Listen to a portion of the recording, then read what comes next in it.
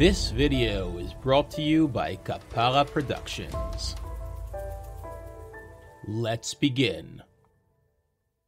If you ever heard a native Hebrew speaker speaking, eventually you'll hear him or her come across the word stam. Stam is one of those vague Hebrew words that is often used, has many meanings, but most Israelis cannot decide on one definition that will fully cover it. In this tutorial, I'll try to show you the various ways you can use this word. In most cases, one would usually translate stam as for no reason, simply, or just. I will show you what I mean through the following examples. סתם הלכתי לבית הספר היום. I went to school today for no good reason. מה את קוראת? סתם ספר. What are you reading?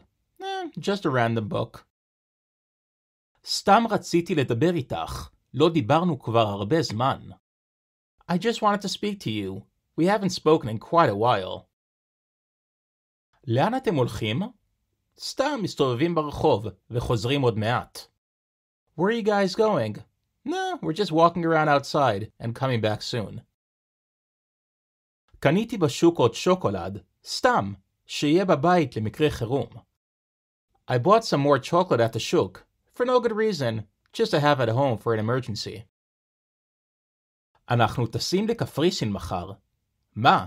סתם ככה? כן, מצאנו דיל טוב, אז למה לא? We're flying to Cyprus tomorrow. What, just like that? Yeah, we found a good deal, so why not? As you could see from the previous examples, the word stam comes to simplify or soften the noun or verb it precedes. However, when you add the word lo before stam, it causes the opposite effect. Let's look at some examples. מה אלה? כרטיסים להופעה? לא סתם הופעה, הופעה של קולפליי בלונדון. What are those? Tickets to a concert? This is not just a concert. This is Coldplay performing in London. עכשיו אני מבינה. את לא סתם רצית לדבר איתי. Now I see.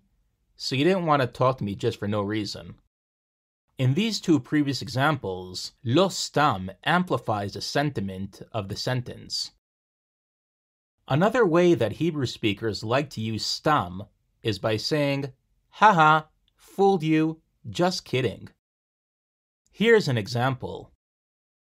שומע אחי? זכיתי בלוטו. מה? אתה רציני? סתם, צוחק איתך. Hey, you hear me, bro? I won the lottery. What? Are you serious? Nah, I'm joking. Make sure to lengthen the stam according to the degree of shock your counterpart is in.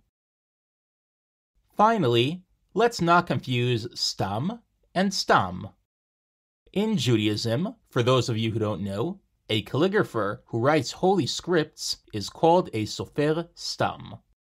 This person is qualified and authorized to write Sifrei Torah, meaning holy Torah scrolls, tefillin, or phylacteries in English. These are those small black boxes you might see Jewish men praying with in the mornings. Those boxes are filled with holy scrolls that are written by the sofer stam. And finally, mezuzot, or mezuzahs in English.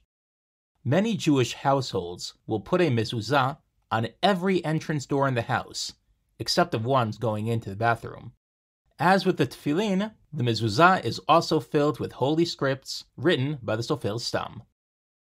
The first letter of each of these words forms the acronym stam. Thus, the person is a sofer stam. In modern Hebrew, a sofer is someone who writes books, but in ancient Hebrew, this would just be known as someone who knows how to write, as very few people in those days knew how to write. Or, to put it into context, Eli hu lo stam sofer, hu sofer stam. Eli is not just an author, he is a sofer stam. Continue watching my other videos to learn more important concepts in Hebrew. That is all, guys and girls. If you like this video, please like and subscribe to my channel. Until next time, yalla bye.